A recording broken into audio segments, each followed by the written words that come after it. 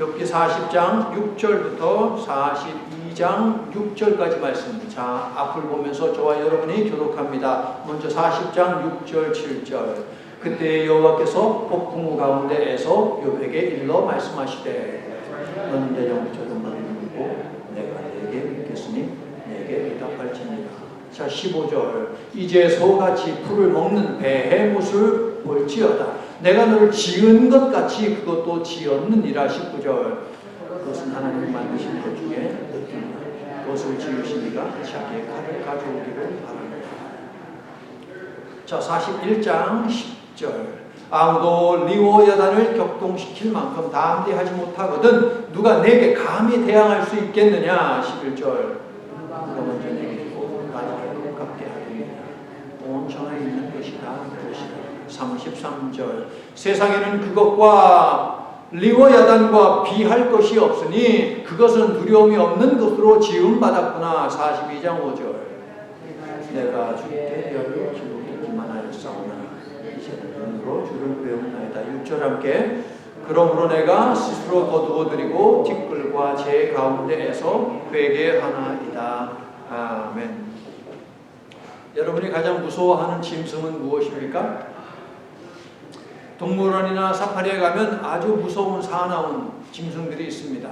고릴라, 사자, 호랑이, 심지어 원숭이도 굉장히 사납죠.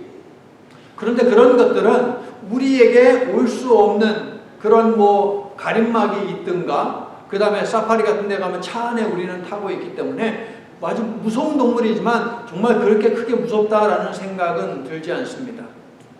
옛날에 보면 어떤 집에 이런 문구가 이렇게 써붙인 것을 여러분 보신 적이 있을 거예요. 미친 개 조심. 자기네 집 개인데 얼마나 사나우면 미친 개라고 부르겠습니까? 사실 이런 미친 개가 오히려 더 무서운 짐승 아닙니까, 여러분? 가끔씩 뒷마당에 시골에 있다 보니까 뒷마당에 나타나는 뱀도 무서운 짐승이라고 얘기를 할 수 있겠죠. 그런데 뭐니 해도 짐승 가운데 가장 무서운 짐승은 인두껍을 쓰고 있다는 사람이 아닐까요, 여러분? 그런데 이 사람을 갖다가 마음대로 조종하는 짐승이 있습니다. 그 짐승이 여러분 무엇인지 아십니까? 요한계시록 12장 9절을 보면 큰 용, 옛 뱀이라고도 불리우는 사탄 마귀입니다. 그리고 요한계시록 13장에 사탄 마귀의 수하가 되어서 사람들을 미혹시키는, 실족시키는 두 마리의 짐승이 나옵니다. 하나는 육지 짐승이고 하나는 바다 짐승, 이렇게 기록이 되어 있어요. 어쩌면 이것들이 세상에서 가장 무서운 짐승일 것입니다. 그러나 우리가 요한계시록을 통해서 배웠다시피 바로 이 바다 짐승, 바다 괴물과 육지 짐승, 육지 괴물은 다름 아닌 세상을 지배하는 권세가들이다라는 것을 우리들 배웠습니다. 또한 거짓 선지자들도 여기에 해당한다라는 것을 요한계시록을 통해서 우리가 배운 바가 있습니다. 사람이 가장 무서운 그러한 짐승이라는 것이죠. 그러나 성도 여러분, 이것들 모두 바다 짐승이 되었던, 육지 짐승이 되었던, 심지어 사탄이 되었던 하나님의 심판 대상임을 믿습니까? 그러므로 그것들을 두려워할 필요가 없다. 왜? 우리 뒤에는, 우리 옆에는, 우리 앞에는 하나님이 계시기 때문에 믿습니까? 요한계시록 12장 7절 9절 7절부터 9절입니다. 하늘에 전쟁이 있으니 미가엘과 그의 사자들이 용과 더불어 싸울새 용과 그의 사자들도 싸우나 사탄과 그의 수와 바다 짐승 육지 짐승도 함께 더불어 싸우나 이기지 못하여 다시 하늘에서 그들이 있을 곳을 얻지 못한지라. 큰 용이 내쫓기니 심판받은 거예요. 옛뱀 곧 마귀라고도 하고 사탄이라고도 하며 온 천하를 꿰는 자라. 그가 땅으로 내쫓기니 그의 사자들도 함께 내쫓기니라. 이들의 결국이 어떻게 되는지 아세요? 요한계시록 19장 19절 20절. 이것들이 심판주로 오신 예수님을 대적하여 전쟁을 일으키나 모두 잡혀서 산채로 유황불 붙는 못에 떨어졌다. 심판받는다는 거예요. 믿습니까, 여러분? 하나님께서는 우리들을 위협하는 이 어둠의 세력, 사탄과 사탄의 하수인들로부터 날마다 지키시고 보호하시고 우리가 가야 하는 그 길로 인도해 주심을 믿습니다. 여러분, 우리가 믿는 하나님은 능력과 지혜로 세상을 운영하고 계시고 통제하지 못하는 것이 없으시며 악을 틀림없이 반드시 심판하시는 분이십니다. 그러므로 어려운 일 당할 때 어둠의 권세에서 인생을 건지시는 하나님 주님을 바라보시기를 바랍니다. 우리를 자녀 삼아주신 하나님이시기에 자녀된 우리를 반드시 도우시고 건져주실 줄로 믿습니다. 자, 오늘 본문은 하나님께서 욥에게 하시는 두 번째 말씀인데요. 육지에서 가장 신비로운 짐승, 육지 짐승이네요. 요한계시록 13장이 이야기하는. 그 다음에 또 하나는 바다에서 가장 신비스러운 짐승, 바다 짐승이네요. 그러면 오늘 본문에 등장하는 이름은 베헤못이고 또 하나는 리오야단인데, 얘네들은 요한계시록 13장이 말하는 짐승이 아닐까 라고 하는 이런 합리적인 의심을 해봅니다. 자, 첫 번째 질문 공세를 받은 후 욥은 자신의 무지와 무능을 직면하면서 입을 막고 하나님, 이제는 제가 더 이상 말하지 않을게요 라고 말을 했어요.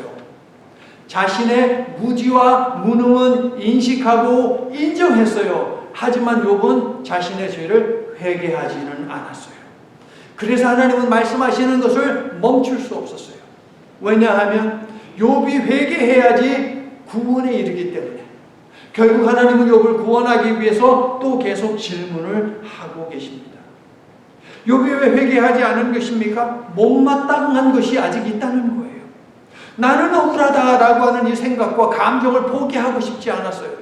나는 정말 아무 문제가 없는데, 내가 정말 무죄한데 하나님이 나를 이렇게 불의하게 대하시니까 하나님이 유죄한 것이네, 하나님이 죄가 있는 것이네 라고까지 몰아붙였어요.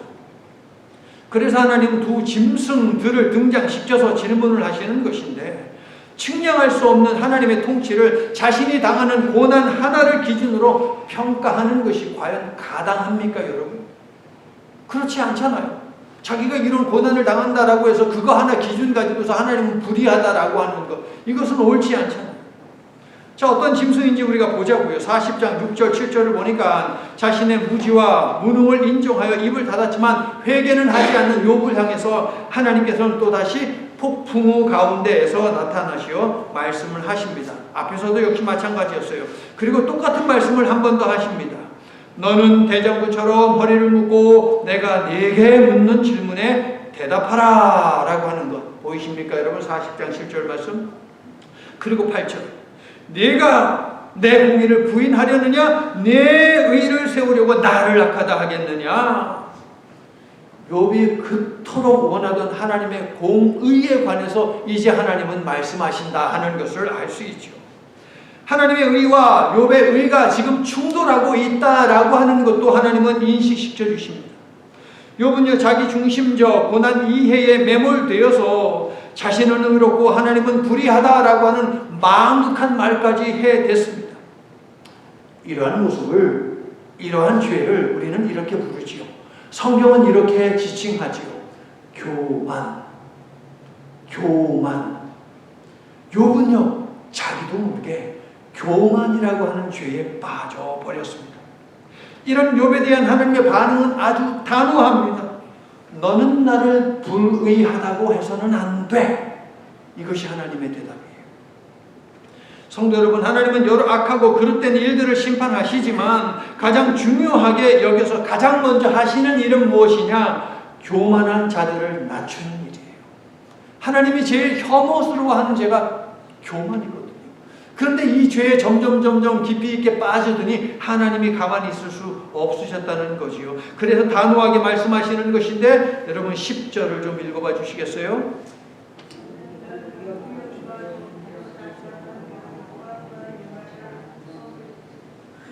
이런 말이에요, 여러분. 야, 여기 내 옷 있다. 하나님의 옷이 여기 있으니까 이거 입고 네가 어디 한번 세상을 한번 다스려봐. 내가 시키는 일 그대로 어디 한번 해봐. 여기 내 옷 있다니까 어디 한번 입어봐. 하나님이 여러분에게 말씀하시면 아싸 하고서 얼른 입어보실래요, 여러분? 아이고, 무슨 망극한 일을 하면서 얼른 고개 숙이고 납작 엎드리고 하지 않겠습니까? 욥도 마찬가지죠. 그럼 하나님은 어떤 일을 해보라고 하시는 것입니까? 40장 11절부터 13절에 나와 있어요. 이런 일을 해보라고 하세요. 11절. 하나님처럼 모든 교만한 자들을 심판하여 낮추라. 12절. 악인의 처소를 짓밟고 그들을 땅에 묻으라. 13절. 그들을 땅에 묻을 때 그들이 얼굴을 수의로 싸서 다니는 사람들이 보지 않는 은밀한 곳에 묻으라. 앞에 숱한 질문들과 마찬가지로 욥은 단 하나의 명령에도 이행할 수가 없었어요.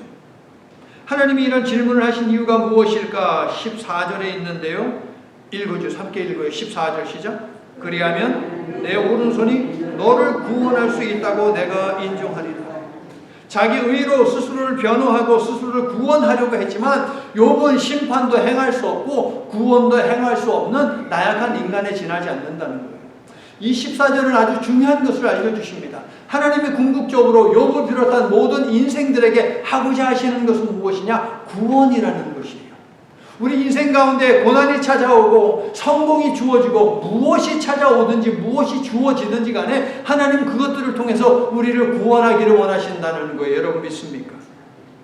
이것을 기억함이 있어야 돼요. 하나님은 구원하기를 원하신다. 가령 의인이 고난당하고 악인은 형통한 이 일들조차도 욥을 비롯한 모든 인생을 어둠의 권세에서 건지기 위한 하나님의 실행 방법이다라는 것이죠. 고난은 욥의 구원을 위한 일부 과정에 지나지 않아요.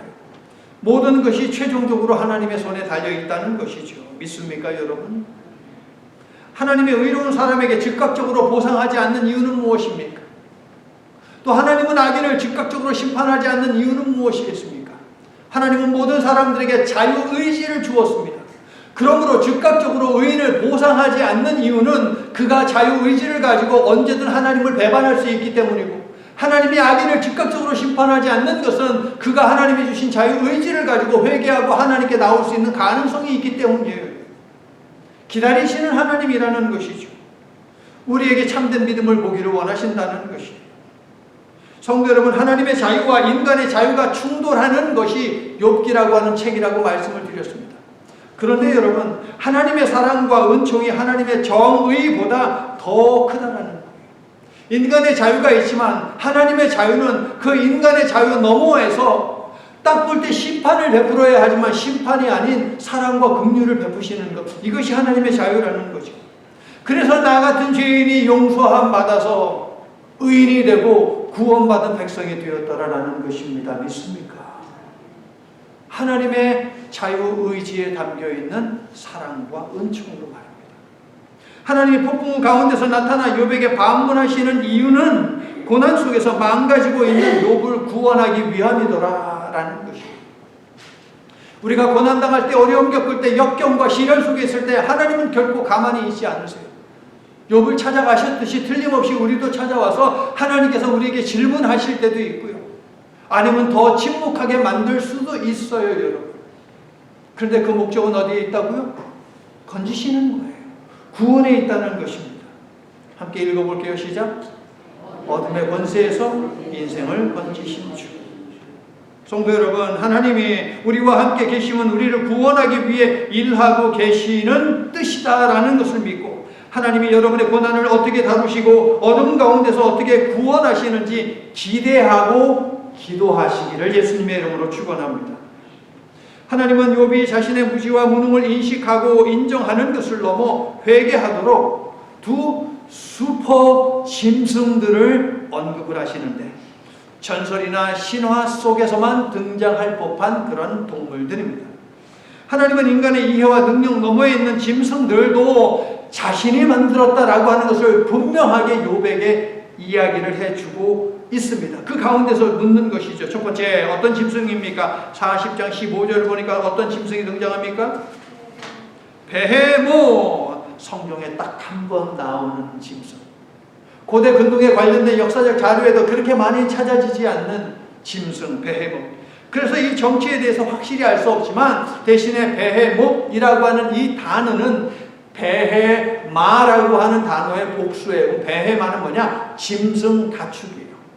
그러니까 짐승들, 이게 베헤못이 문자적으로 베헤못은 짐승들이라는 뜻인데 여기서 지금 단수예요. 그러니까 하나라고요, 하나. 그렇기 때문에 짐승들 중에 짐승으로 이해를 하시면 돼요. 그래서 하나님께서 몇 절입니까? 저기 19절을 보면은 짐승들 중에 으뜸이라고 이야기하잖아요. 짐승들 중에 으뜸인 짐승, 이게 바로 베헤못이다 라고 아시면 돼요. 혹시 책 읽는 것을 좋아하시는 분, 또 영어 성경을 가지고 있는 분들 가운데는 이것을 그 히포, 하마라고 이렇게 번역을 하고 있는 경우도 있어요. 하지만 꼭 그렇다고 장담할 수 없습니다. 왜냐하면 고대 근동에는 하마가 서식하지 않았어요. 고대 근동 그 시대는 하마가 그 땅에 없었어요. 그렇기 때문에 하마라고 볼 수 없어요. 또한 말씀을 보면 꼬리가 엄청나게 힘이 있다고 하는데, 여러분 하마 꼬리 보신 적 있죠? 텔레비전에서 하마 꼬리 굉장히 크고 두껍고 막 힘차게 흔듭니까? 아니요, 쥐꼬리처럼 돼 있어요. 그래가지고 한 30cm 정도밖에 안 돼요. 그런 거 이게 뭐 백향목이 흔들리듯이 그런 거는 될 수가 없어요. 그래서 하마라고 볼 수가 없어요. 그래서 이 베헤못은 무엇이냐? 멸종되었거나 신화나 전설 속에 등장하는 땅과 물속을 생활 공간으로 하는 수륙 양생 짐승이다 라고 이렇게 볼 수 있어요. 물에서도 살고 땅에서도 살고 왔다 갔다 하면서 사는 것. 하마가 그렇게 살잖아요. 그렇죠? 그래서 하마라고 주장들을 하지만 100% 그렇게 말할 수는 없다. 자, 15절을 보세요. 베헤못은 풀을 먹으며 소같이 들판에서 풀을 뜯는데 만족을 모를 정도로 식욕이 왕성하다라고 했습니다. 그래서 20절을 보면 산 하나를 통째로 양식 창고로 삼습니다. 16절 베헤못의 허리와 배 근육은 거대하여 힘이 장사네요. 17절 꼬리는 백향목이 흔들리는 것처럼 힘차고 부드럽대요. 힘줄은 넓적다리를 단단히 감쌌다라고 적고 있습니다. 18절 뼈는요 쇠처럼 강하다라고 이야기합니다.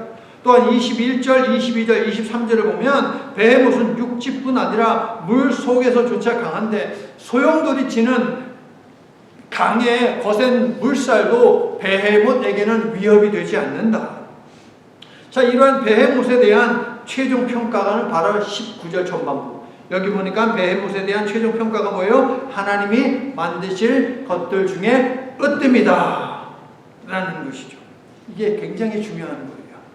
전설과 신화 속에 난 등장할 법한 이 무시무시 어마어마한 이 짐승도 하나님이 만드셨다는 거예요. 하나님이 만드신 것들 중 으뜸이다. 그래서 앞에 스크린에 띄워놓고 핵심적인 말씀이 9절이기 때문에 함께 읽었어요. 여러분이 무엇을 무서워하고 두려워하든 그 또한 하나님 손에 있다라는 이 사실을 여러분 기억하시길 바랍니다. 뭘 두려워하든 그것이 짐승이든 사람이든 어떤 사건이든 사물이든 뭐가 됐든 곤충이든 상관없어요. 자, 이 최강의 짐승이 두려워하는 대상이 있습니다. 19절 후반부를 보니까 그것을 지으신 이가 자기의 칼을 가져오기를 바라노라 라고 하나님이 말씀하십니다. 이 엄청난 힘을 가진 짐승을 칼로 심판하실 수 있는 분은 오직 한 분, 하나님 한 분, 베헤못을 만든 하나님 한 분뿐이다 라는 것이에요. 여러분 아멘이시죠? 이런 무시무시한 짐승을 대항할 수 있는 사람은 아무도 없으니 이 짐승을 통제하는 하나님께 대항한다라고 하는 것은 얼마나 어리석은 것입니까, 여러분? 계시록 19장 15절 피 뿌린 옷을 입고 백마 타고 재림하시는 주님의 입에서 예리한 검, 칼이 나오니 그것으로 만국을 치겠고 친히 그들을 철장으로 다스리며 또 친히 하나님 곧 전능하신 이의 맹렬한 진노의 포도주를 밟을 것이다. 우리 주 예수께서 칼을 사용하시어 육지짐승, 바다짐승, 그들을 추종하고 따르는 자들 또 사탄까지도 심판하실 것이다 라고 이야기합니다. 그러므로 성도 여러분, 인간이 가진 고난이 아무리 모질다 하더라도 하나님의 주권적 자유가 역사하는 순간 사라지게 될 줄로 믿습니다. 여러분이 어떤 고난과 어려움 때문에 하나님 앞에 기도하든 기억하세요. 그 모든 것이 하나님의 손 안에 있다는 이 사실을 말입니다. 자, 그러면 여기서 이제 질문이 들어요. 말씀을 준비하면서 하나님은 왜 전설적인 당시 사람들이 믿고 있었던 그 신화 속에 등장하는 이 베헤못이라고 하는 짐승을 등장시켜서 욥에게 말씀하실까라고 하는 질문을 한번 던져봅니다. 자, 베헤못 그리고 리워야단, 잠시 후에 몰 그 리워야단, 이 두 가지는요 고대 세계가요, 혼돈과 악을 일으키는 존재로 여겼던 것이에요. 그래서 신들하고 언제나 대립하는 존재가 베헤못이었고 리워야단이었다라고 생각했거든요. 감히 창조주 하나님을 대적하는 악, 이게 바로 베헤못이다라는 것을 생각해 볼 수 있죠. 베헤못. 자, 못이라고 하는 이 단어는요, 못 박는 못이 아닙니다. 못이라는 단어는 히브리어로 죽음이라고 하는 뜻이에요. 못라고 하는 이 단어는 죽음이라는 뜻이에요. 그래서 제 생각에 베헤못은 인간이 가장 두려워하는 죽음을 가지고 위협하는 저승사자 정도로 우리가 보면 될 것 같아요. 여러분, UN, 세계보건기구, 그리고 그 월드뱅크, 세계은행에서 낸 통계에 따르면 하루에 얼마나 많은 사람이 죽을 것 같습니까, 여러분? 하루에 15만 명, 15만 명에 해당하는 그 이상의 사람들이 죽어요, 여러분. 우리가 찬송하고 지금 1시간 조금 더 지났는데 지금 예배하는 이 1시간 동안 여러분 7만 명에 해당하는 사람이 죽었어요, 지금. 그러니까 1초에 2명씩 사람이 죽어나가고 있다는 것이거든요. 그런데 베헤못이요, 식욕이 왕성하다라고 했잖아요. 베헤못을 죽음으로 본다면 1초에 2명씩 집어삼키는 무시무시한 짐승이다 라고 생각할 수 있죠. 욥도 충분히 그렇게 생각했을 것이고요. 그러나 성도 여러분, 베헤못의 아가리 속으로 들어가 친히 죽으심으로 사망의 권세를 깨신 베헤못을 파괴시킨 분이 계십니다. 그분이 누구십니까? 예수 그리스도. 히브리서 2장 14절 15절 예수께서 우리처럼 혈과 육을 함께 지니심은 자신의 죽음을 통하여 죽음의 세력을 잡은 자 곧 마귀를 멸하시며 또 죽기를 무서워함으로 한평생 죽음에 매여 종노릇하는 모든 자들을 놓아주려 하심이라. 아멘이세요. 독생 성자를 보내신 하나님은 죄의 삭신 사망의 권세를 깨고 구원과 영생애로 인도하시는 분이십니다. 아멘. 욥은 당장 자기 의의를 버리고 회개함으로 어둠의 권세에서 인생을 건지시는 주께로 돌이켜야만 합니다. 두 번째 짐승입니다. 41장 1절을 보니까 어떤 짐승이 있습니까? 리워야단. 자, 여러분, 성경에는 여러 짐승들이 있고 그 짐승들에 대한 설명이 있는 구절들도 있어요. 그런데 성경에 기록된 모든 짐승들 가운데 가장 길게 설명을 하고 있는 것이 바로 이 리워야단입니다. 41장 전체가 리워야단에 관한 말씀이에요. 34개의 구절이나 되잖아요. 근데 33장 8절을 보면요, 욥이요 자신이 태어난 그 날을 갖다 저주하면서 원망불평하는 구절이 나오는데 3장 8절에 리워야단이 있어요. 그러니까 무슨 이야기입니까? 욥은 리워야단을 알고 있다라는 것이죠. 아마 욥은 베헤못도 알고 있었을 것입니다. 베헤못을 하마로 추정하는 학자들은 리워야단을 거대 악어로 추정을 하는데요. 여러분, 이집트 신화에서 하마와 그리고 악어는 혼돈의 상징이에요. 그러므로 고대 근동 이 지역에도 영향을 미쳤을 것이고 하마와 악어라고 하는 이 동물은 혼돈과 악의 상징적인 그런 짐승으로 여겨졌을 것이 틀림없습니다. 그런데 본문에는 악어로 볼 수 없는 내용들도 있어요. 리워야단을 사냥할 수 없다라고 했는데 아니요, 이 고대 근동 이 시대에도 악어를 사냥했고 악어를 갖다가 매매했어요, 서로. 그렇기 때문에 악어로 볼 수 없어요. 그러므로 베헤못과 마찬가지로 리워야단도 욥의 시대에는 실제로 존재했지만 멸종되었거나 아니면 전설이나 신화 속에 등장하는 바다 짐승 정도로 우리가 생각하면 되겠습니다. 한국에서 물귀신 하잖아요. 이 정도로 생각을 하면 될 것 같아요. 다행히도 설교서두에 인용한 계시록 12장 9절을 포함하여 성경 여러 곳에 리워야단에 대한 설명이 나와 있어요. 그래서 리워야단이 무엇인지 우리는 좀 더 확실하게 말씀을 중심으로 이해를 할 수 있는데, 자, 12절부터 32절을 보면 리워야단의 능력이 세세하게 적혀 있는데요. 한마디로 무슨 말이냐? 어떤 무기도 소용이 없다는 거예요. 26절 칼, 창, 투창, 화살촉 그 어떤 것도 리워야단의 이 두꺼운 피부를 뚫지 못한다라고 되어 있어요. 그러니까 오늘날 말로 뭡니까? 어떤 미사일도 리워 야단을 맞힐 수도 없고 맞힌다 하더라도 영향을 주지 못한다 이 말이에요. 무시무시한 짐승 아닙니까? 29절을 보니까요. 인간의 어떤 무기도 뭐와 같다라고 29절 이야기합니까? 지푸라기요. 여러분 지푸라기로 여러분 이렇게 툭 쑤시면 아파요? 간지럽죠. 간지럽죠. 지푸라기 가지고 여러분 이렇게 툭 하나 가지고 이렇게 쭉 찌르면 당연하지 않습니까? 그 정도라는 거예요. 이런 리워 야단에 대한 리워 야단의 능력에 대한 결론이 33절에 있어요. 33절을 읽어주세요. 뭐라고 결론 지으십니까?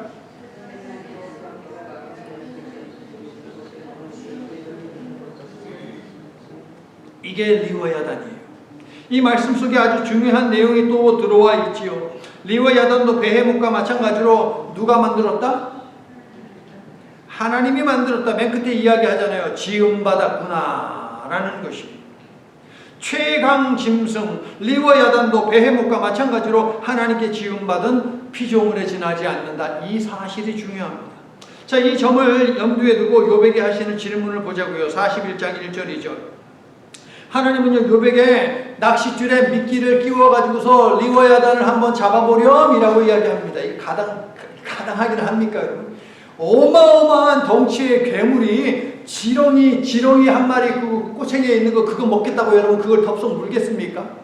문다고 하더라도 그거를 가지고 낚시를 가지고 여러분 욥이 그 땡겨서 잡을 수 있겠습니까? 오히려 빨려 들어가서 잡아 먹히지 않겠어요, 여러분?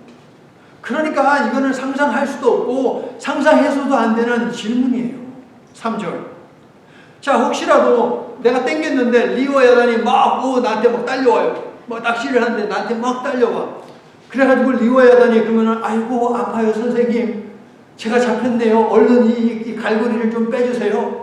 제가 뭐든지 이야기하면 제가 순종하겠습니다. 지금이라도 간추력 쓸까요? 계약서 쓸까요? 제가 순종하겠다는 리워 야단이 여러분 그렇게 얘기하겠습니까?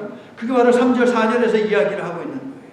5절에서는요. 앵무새를 키우듯이 앵무새를 다루듯이 네가 애완동물 다루도 그렇게 리워 야단을 다룰 수 있느냐라고 물으시고 6절.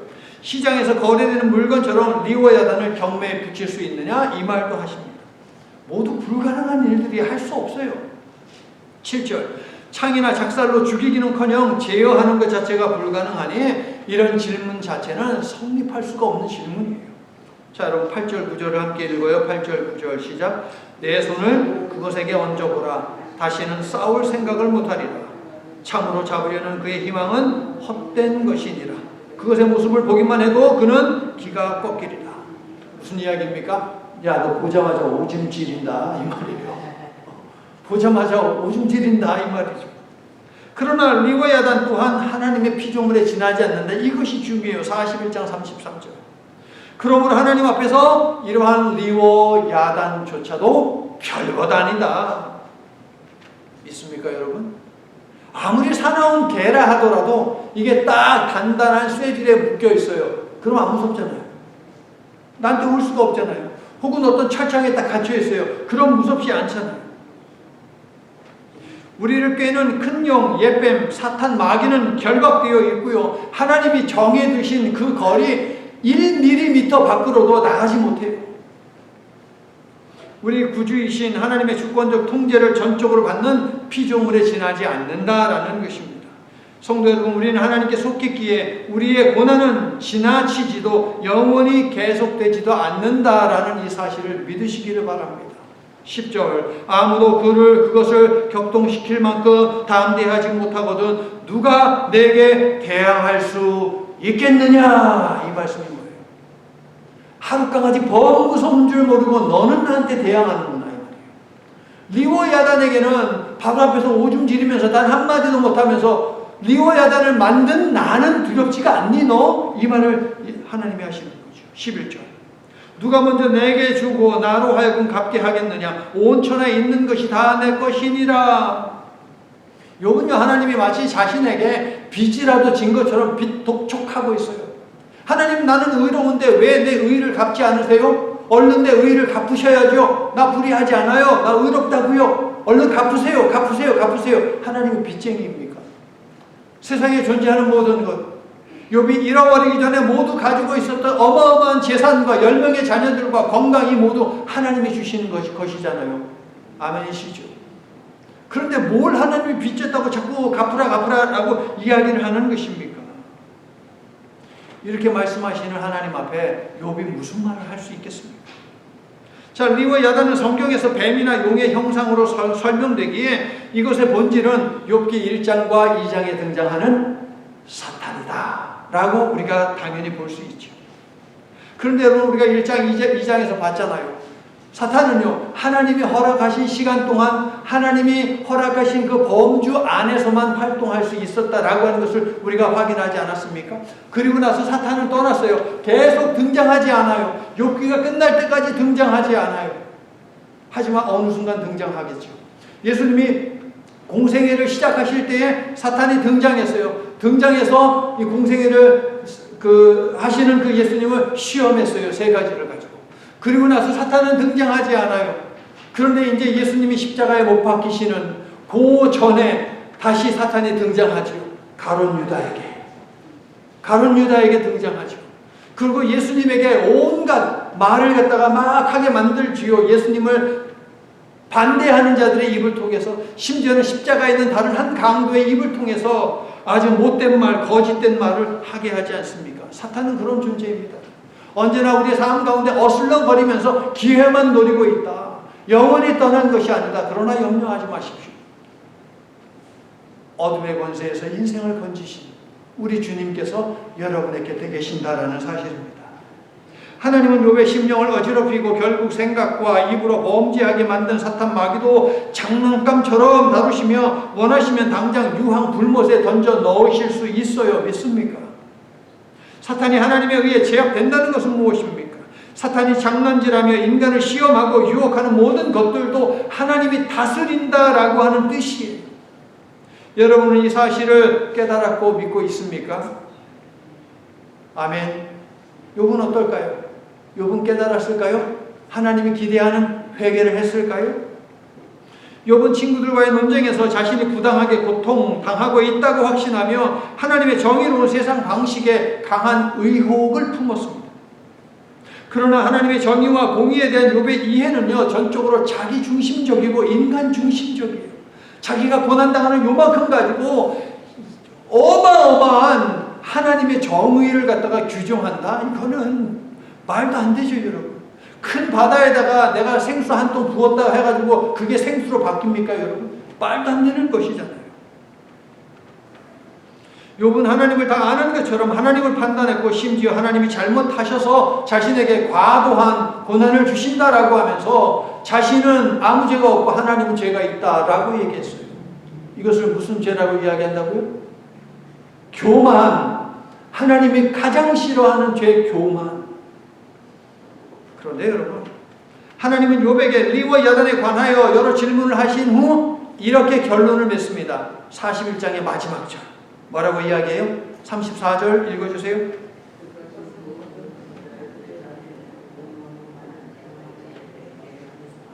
예, 구체적으로 하나님 단어를 이야기하세요. 모든 교만한 자들에게 군림하는 왕에게 너는 넘어갔구나. 이 말이에요. 네가 교만하게 된 것은 나의 말씀에 귀를 기울이지 않고 교만하게 만드는 리워야단에게, 저 사탄에게 네가 귀를 기울였기 때문이다라고 말씀하시는 거예요. 사탄의 세력과 혼란스러운 세상이 우리에게 주는 고난도 리와 야단처럼 도저히 정복할 수 없는 위협적인 것으로 보이는 것이 사실입니다. 하지만 이 모든 것이 하나님의 발 아래에서 통제되고 있다라는 이 사실을 믿으시기를 바랍니다. 이 말씀을 들은 후에야, 그때야 비로소 욥은요 42장 3절 헤아리기 어려운 하나님의 능력과 지혜로 다스리시는 하나님의 주권적 통치를 깨닫게 됩니다. 그리고 티끌과 제 가운데서 자신의 무지와 무능을 깨닫고 회개를 하게 되죠. 42장 6절 함께 읽어요. 시작. 그러므로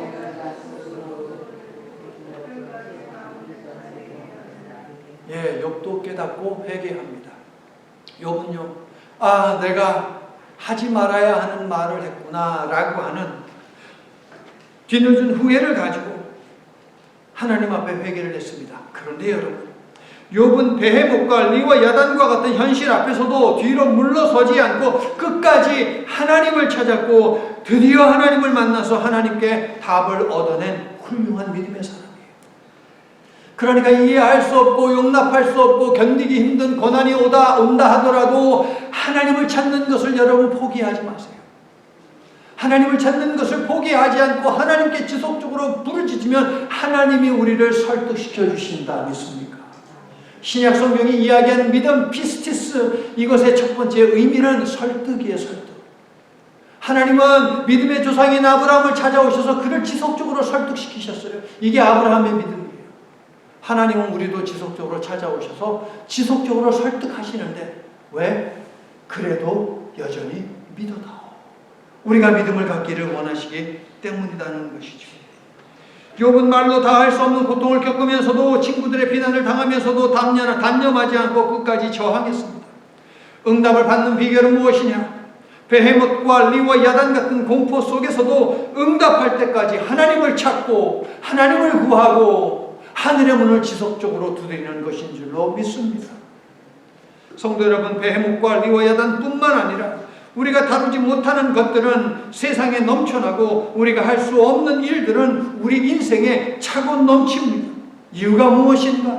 옛 원수 마귀는 이때도 힘을 써 모략과 권세로 무기를 삼으니 누가 이 마귀를 당할 것인가?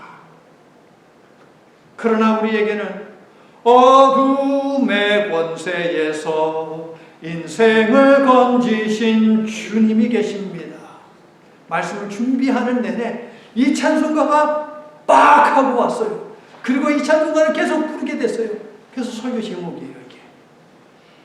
하나님이 가장 싫어하시기에 가장 먼저 선보시는 교만이 없도록 겸손을 추구하고 만물의 설계자이신 보존자이신 진행시켜 나아가시는 하나님이 주시는 능력과 지혜로 하나님만을 경외하며 사는 우리 모두가 되기를 예수님의 이름으로 간절히 축원합니다.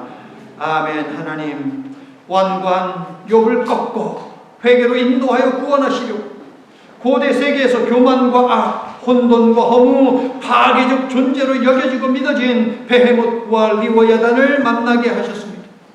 괴력을 가진 이 두 짐승과 왜소하기 짝이 없는 욥을 통해 우리의 모습을 봅니다.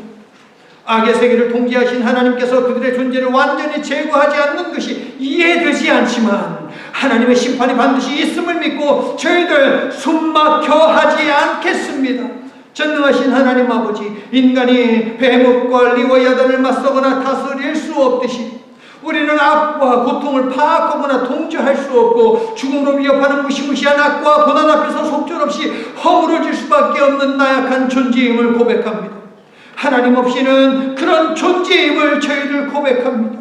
그 어떤 악도 그 어떤 고통도 모두 하나님의 통제하에 있지만 하나님의 자유로 이 세상 안에 우리의 삶 가운데 허용하였음을 인정하고 욥처럼 이해할 수 없을 때 우리는 그래도 여전히 믿어다오 라고 하시는 하나님의 음성에 귀 기울이게 하시며 그러한 우리를 어둠의 권세에서 건지시는 주께서 굳게 우리를 붙드시고 우리가 가진 모든 문제 그 역경에서부터 자유케 하여 주시옵소서. 우리를 구원하여 주시는 예수님의 이름으로 기도드립니다. 아멘. 이제는 욥을 비롯한 모든 인생들에게 너는 악에 맞설 수 없다. 너도 그것을 한다. 그러나 나는 할 수 있다. 라고 말씀하시며 믿음을 촉구하시는 하나님 아버지의 구속의 사랑과 자신의 생명으로 사탄이 쥐고 흔들던 죄와 사망의 권세를 깨뜨리시고 부활과 영생의 문을 활짝 여신 예수 그리스도의 구원하시는 은혜와 어둠 속에서 헤매지 않도록 바른 길로 인도하시고 또한 사망의 음침한 골짜기에서 건져주시는 보혜사 성령님의 지혜와 능력이 하나님께서 주신 말씀으로 무장하고 친교와 선교의 현장으로 출발하는 모든 하나님의 자녀들 위해 저들이 삶 가운데서 씨름하며 그러나 그 가운데 믿음을 가지고 주 여호와 하나님 앞에 간구하는 모든 기도들 위해 그 기도 속에 담겨있는 사람들과 일들 위해 이제로부터 영원토록 함께해 주시옵기를 간절히 축원하옵나이다. 아멘.